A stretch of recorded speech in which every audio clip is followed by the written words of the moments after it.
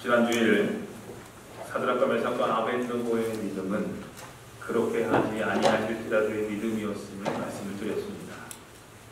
기억나시죠? 그들은 하나님을 절대적으로 믿는 사람들이었습니다. 하나님은 자기들의 불 속에서라도 능히 건져내실 수 있는 능력의 하나님이심을 믿었습니다. 그렇지만 하나님이 자기들을 불 속에서 구해주지 않는다고 할지라도 하나님이 하나님 되심을 전혀 의심하지 않겠다라고 고백했습니다. 그들의 믿음은 어떤 믿음이었습니까? 그들은 철저하게 하나님을 신뢰하는 믿음이었습니다. 그러나 그 하나님이 자기들이 원하는 대로 해주시지 않는다고 할지라도 그 하나님에 대한 믿음에는 변함이 없다라고 고백을 합니다. 그들의 믿음이 참 대단하죠. 하나님께 전적으로 100% 맡기는 믿음이었습니다. 그런 믿음을 가졌던 세 사람은 하나님께서 놀랍게 역사해 주셔서 뜨겁게 불타는 불 속에서도 구해 주셨습니다. 그들이 가졌던 그렇게 하지 아니하실지라도의 믿음이 응답된 것이었습니다. 다시 한번 따라해 보실까요? 그렇게 하지 아니하실지라도의 믿음. 우리도 이런 귀한 믿음을 본받아야 할 줄로 믿습니다. 네, 오늘 본문에 나오는 야곱의 믿음도 참 대단합니다. 그의 믿음은 어떤 믿음이었습니까? 그의 믿음은요, 내게 축복하지 아니하면 절대 포기하지 않겠나이다의 믿음입니다. 다시 한번 따라해 보실까요? 내게 축복하지 아니하면 절대 포기하지 않겠나이다의 믿음. 네, 우리는 다니엘의 새 친구의 믿음과 같이 그렇게 하지 아니하실지라도의 믿음이 필요합니다. 그러나 때로는 야곱과 같이 내게 축복하지 아니하면 절대 포기하지 않겠나이다의 믿음도 필요합니다. 오늘 본문에서 야곱은 20년 만에 자기 고향으로 돌아옵니다. 그런데 원수는 외나무다리에서 만난다고요. 고향으로 돌아가는 도중에 형 에서를 만나게 됩니다. 야곱은 형 에서가 자기를 죽이려고 400명의 군사를 이끌고 자기 쪽으로 온다라는 소식을 듣습니다. 얼마나 두렵고 얼마나 걱정됐을까요? 또 얼마나 무서웠을까요? 그런 위급한 상황에 부닥친 야곱은 자기 힘으로는 도저히 어쩔 수 없는 지금 이 상황을 해결해달라고 야복강가에서 밤새도록 하나님과 씨름을 합니다. 야곱은 내게 축복하지 아니하면 절대 보내지 않겠다라는 믿음, 그 믿음으로 죽을 힘을 다해서 하나님과 씨름합니다. 그리고 결국에는 하나님의 축복을 받아냅니다. 그래서 그는 사기꾼이라는 뜻이 있는 야곱이라는 이름에서 하나님과 겨루고 이겼다라는 뜻의 이스라엘이라는 이름을 얻게 되었을 뿐만 아니라 마음속에 불안해하며 떨었던 지난 20년 동안의 문제를 한꺼번에 모두 해결함 받는 기적을 체험하게 되었습니다. 우리도 이 세상에서 살다 보면 야곱과 같은 절박한 상황에 놓일 때가 참 많이 있습니다. 눈만 뜨면 어려운 일들이 우리를 억누르며 협박합니다. 내 힘으로는 도저히 이 엄청난 일을 감당하지 못할 것만 같아서 두려움에 떨 때도 많습니다. 그래서 믿음이 연약해집니다. 좋지 않은 생각들로 머리가 가득 찹니다. 모든 것을 다 포기하고 싶습니다. 절망만이 내 삶 속에, 내 앞길에 절망만이 가득 찬 것처럼 보여 고통스럽기만 합니다. 그럴 때 없으셨습니까? 그러나 우리는 그런 상황에 맞을 때 믿음과 마음이 연약한 상태로만 남아있으면서 두려움에만 사로잡혀 있어서는 안 됩니다. 사랑하는 성도님들, 우리는 모두 하나님을 믿는 하나님의 자녀들입니다. 아멘이십니까? 아멘. 우리는 하나님의 자녀들입니다. 아멘. 우리는 연약하지만 우리 아빠 아버지는 강하십니다. 우리는 부족하지만 우리 아빠 아버지는 풍성하십니다. 우리는 능력이 없지만 우리 아빠 아버지는 불가능이 없으신 분입니다. 그러기에 우리는 하나님께 우리의 모든 사정과 형편을 아뢰며 하나님의 도우심을 받으며 살아야 합니다. 그러기 위해서는 우리도 야곱과 같이 주님께 매달리는 씨름을 해야 합니다. 야곱은 20년 동안 마음에 품고 있던 문제를 놓고 씨름할 때 해결받았습니다. 사랑하는 성도님들, 우리에게도 아직도 해결되지 않는 삶의 문제들이 얼마나 많이 있습니까? 삶의 걱정, 근심 없으신 분들 여기에 아무도 없으실 겁니다. 다 걱정거리들, 근심거리들 다 가지고 사시고 계실 겁니다. 그 문제들을 하나님께 올려놓고 씨름하시길 바랍니다. 그리고 강하시고 풍성하시고 불가능이 없으신 하나님의 응답을 받으며 승리하며 사시기를 간절히 소원하며 기도합니다. 그러기 위해서 믿는 우리는 내게 축복하지 아니하면 절대 포기하지 않겠나이다의 믿음을 가져야 합니다. 그렇다면 그러한 믿음을 갖기 위해서 우리는 어떻게 해야 할까요? 먼저 분명한 기도의 목표를 세워야 합니다. 분명한 기도의 목표를 세우십시오. 야곱이 내게 축복하지 아니하면의 믿음을 가질 때 그 마음속에는 하나님께 매달릴 분명한 목표가 정해져 있었습니다.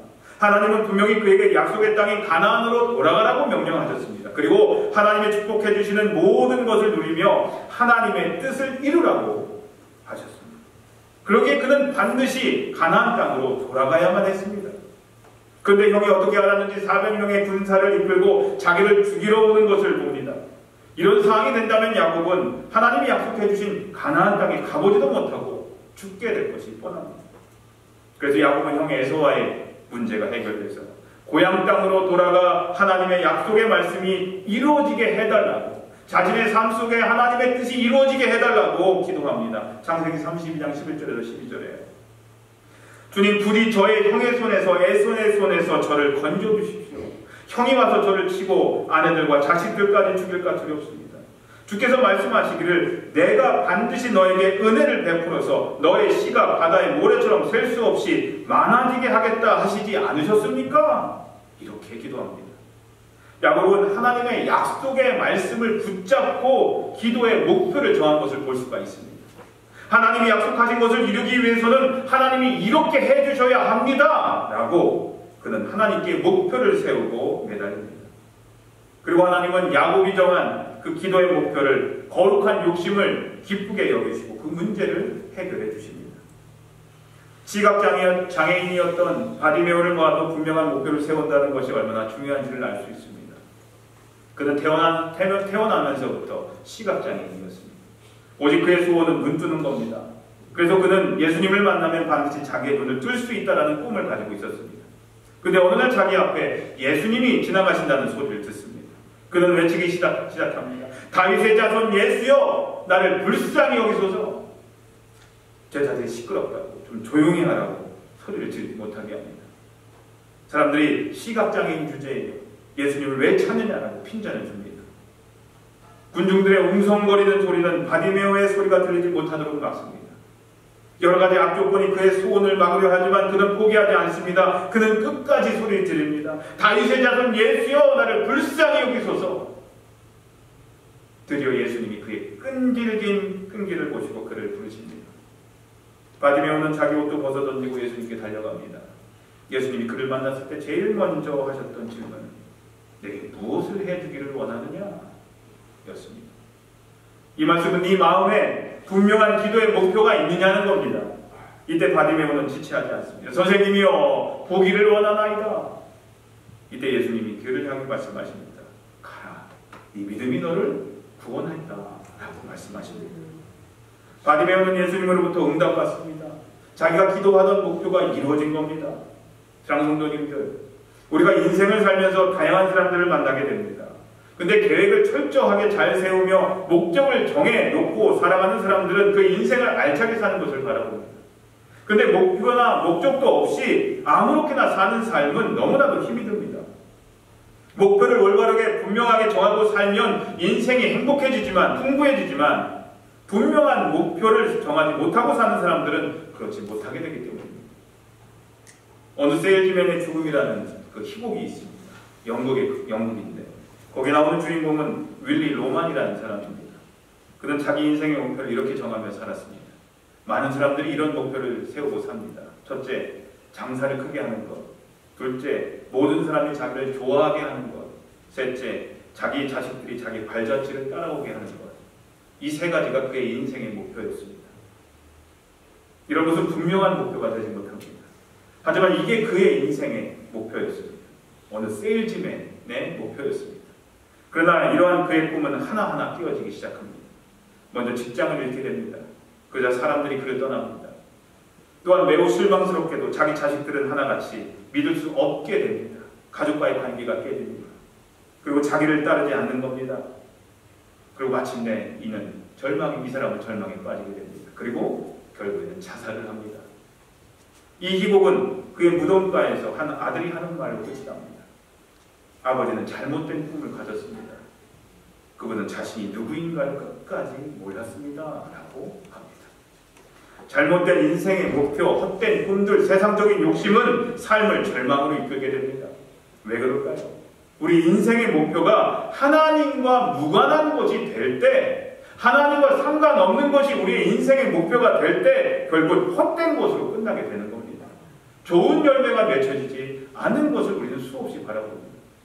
우리 자녀들에게도 자녀들이 무슨 직업을 갖든 그것이 뭐가 중요하겠습니까? 어떤 직업을 갖든 좋습니다. 하지만 그 직업이 하나님과 무관한 삶이 되지 않도록 얘기를 해줘야 된다는 겁니다. 내 자녀들이 내 삶이 하나님과 무관한 삶이 되지 않도록 말해줘야 된다는 겁니다. 네가 무엇을 하든지 결국에 가서는 그것이 하나님의 영광을 위한 것이 되어야 한다라고 말해줘야 합니다. 그래야 열매가 맺힙니다. 사랑하는 성도님들, 기도에 응답받기를 원하십니까? 응답받기 원하시죠? 그렇다면 첫째로 기도의 목표를 하나님께 분명하게 세우시길 바랍니다. 만약 분명한 목표가 세워졌다면 다음으로 해야 될 일이 있습니다. 문제가 해결될 때까지 매달리는 겁니다. 우리가 할 수 있는 건 뭐 대단한 게 아닙니다. 목표를 하나님께 정하십시오. 기도의 제목을 정하시고 그리고 매달리시길 바랍니다. 끝까지 문제가 해결될 때까지 매달리시길 바랍니다. 야곱은 분명한 목표가 세워지자 이제 하나님께 매달리기 시작합니다. 그는 모든 가족을 먼저 강을 건너도록 합니다. 그리고 자신은 홀로 야곱 강가에 남습니다. 그리고 그는 하나님과 씨름을 하기 시작합니다. 씨름했다고 하니까 여러분들 머릿속에는 어떤 씨름을 생각하세요? 설날, 우리 얼마 전에 설날이었지만 설날에 천하장사 만만세에서 팬티만 입고 하는 씨름 생각하시면 안 됩니다. 어려운 수학 문제를 푸느라 밤새도록 내가 책과 씨름했다 할 때의 그 씨름을 얘기를 하는 겁니다. 부여잡고 막 이렇게 막 넘어뜨리고 그 씨름이 아니라 열심히 문제가 해결될 때까지 절대 보내주지 않겠다라고 결사적으로 필사적으로 붙잡고 늘어졌다라는 뜻입니다. 야곱은 하나님을 밤새 씨름하며 놓아주지 않았습니다.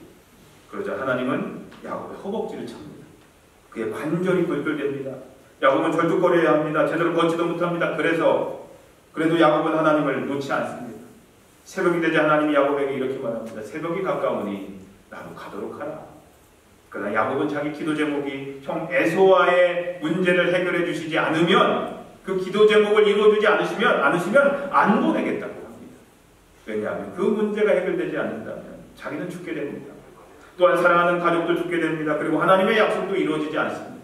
그러니 자기의 문제를 빨리 해결해달라고 끝까지 매달렸던 겁니다. 그리고 드디어 하나님은 그런 야곱을 축복하십니다. 이제부터는 내 이름을 야곱이라 하지 말고 이스라엘이라 하라. 야곱은 마침내 하나님의 복을 받아냅니다. 기도 응답을 받아냈습니다. 그렇다면 어떻게 야곱의 기도가 응답받았는지 알 수 있습니까? 형 에서를 보면 알 수 있죠. 에서는 20년 동안 얄미운 동생 야곱을 죽이겠다고 벼르고 있었습니다. 얼마나 미웠겠습니까? 자기 복을 다 가라채 갔는데요. 이 사기꾼 같은 데서 가면서 20년 동안 얼마나 일을 갈았겠습니까? 그래서 그 일을 성취하기 위해서 400명의 군사를 이끌고 야곱에게 달려갑니다. 얼마나 좋은 기회입니까? 그저 단칼에 죽이면 됩니다. 누구 하나 야곱을 보호해줄 사람도 없었습니다. 그러나 야곱은 하나님께 축복해달라고, 해결해달라고 이미 매달렸던 사람이었습니다. 그리고 하나님은 야곱을 축복해 주십니다. 그러자 원수같이 달려오던 에서의 마음이 변합니다. 그리고 결국에는 에서가 야곱을 보자 너무나 반가웠습니다. 서로 끌어안고 입맞추며 울게 됩니다. 성도님들, 이런 일이 사람의 힘으로 가능한 일일까요? 원수고 죽이려고 했는데 이렇게 끌어안고 울고 화해할 수 있는 일이 사람이 할 수 있는 일일까요? 자신을 속였고 그것으로 끝난 것이 아니라 자신의 인생까지도 완전히 뒤바꿔버린, 그래서 20년 동안 미워하던 마음이었는데 한순간에 돌담이 무너지듯이 허물어 내릴 수 있는 일일까요? 사람의 힘으로 불가능합니다. 그러나 하나님이 역사하실 때 그런 일이 일어났습니다. 그리고 우리 삶 가운데도 분명히 일어나게 될 줄로 믿습니다. 우리는 여기서 야곱이 하나님께 끝까지 매달리자 하나님께서 축복해 주시는 것을 볼 수가 있습니다. 만약 야곱이 하나님께 매달릴 때 몇 번 조르다가 중단했다면 이런 일이 일어나지 않았을 겁니다. 그러나 줄기차게 매달리는 야곱에게 하나님은 긍휼을 베풀어 주신 겁니다. 하나님이 야곱보다 힘이 없어서 잠을 못 자 피곤해서 날이 새니까 나도 가게 하자고 했을까요? 아니죠.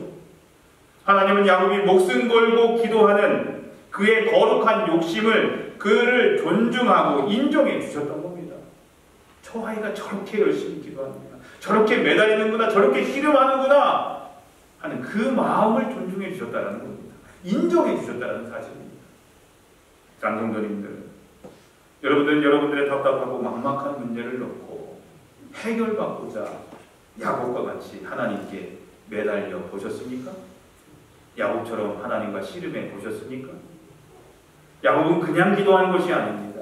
자기 허벅지가 골절되는 것도 모른 채 하나님께 완전히 매달렸던 사람입니다. 내게 축복하지 않으시면 절대 보내지 않겠습니다 라는 사생 결단의 기도를 했던 사람입니다. 그러나 대부분의 사람들은 어떻게 기도합니까? 한두 번 기도하다가 이루어지지 않을 것 같으면 중단합니다. 그리고 포기해버립니다. 왜요? 어린아이와 같은 신앙 때문입니다. 어린아이들은 기도하면 그 기도가 바로 이루어져야만, 눈앞에 짠 하고 그 기도의 결과가 나타나야만, 무엇인가 일어나야만 하나님이 내 기도를 들으셨다고 생각하는 경우가 많습니다. 우리 그렇게 기도하지 않습니까? 몇 번 기도하다가 안 되면 그냥 포기하고 많은 경우가 없지 않습니까? 끝까지 매달리기보다는 어린아이와 같은 그런 모습이 우리에게는 없습니까? 많은 분들이 아시겠지만 제 아이가 22개월 때 소아장염에 걸려서 아직도 어려움을 겪고 있습니다. 좀 커서 아이가 이제 기도하고 말을 알아들을 때 계속 기도를 했습니다. 자기 전에. 근데 어느 순간 아이가 기도를 안 하겠다고 얘기를 했습니다. 왜 기도 안 할 거야? 안 하는 거야? 했더니 기도해도 안 들어줘. 그래서 안 할 거야 라고 얘기를 하더라고요. 그게 아이들의 모습입니다. 저는 반드시 고쳐주실 거야. 네가 원하는 때는 아니지만, 제가 좋아하는 말이 하나님의 때, 하나님의 방법으로라는 말이 그때부터 좋아하는데, 하나님이 아직 11년 지나서도 아직도 안 고쳐주셨어요. 하지만 저는 여전히 매일 아침 기도를 해요. 그 기도 가지고 고쳐주실 때까지 기도합니다. 근데 아이들은 그렇지가 않아요. 바로바로 이루어지지 않으면 포기합니다. 혹시 우리에게 그런 모습은 없으세요? 기도해야 되는데 한두 번 기도하다가 포기한 적은 없으세요? 장성도입니다. 꼭 하나님으로부터 문제를 해결받아야 한다라는 각오가 되어 있으시다면 끝까지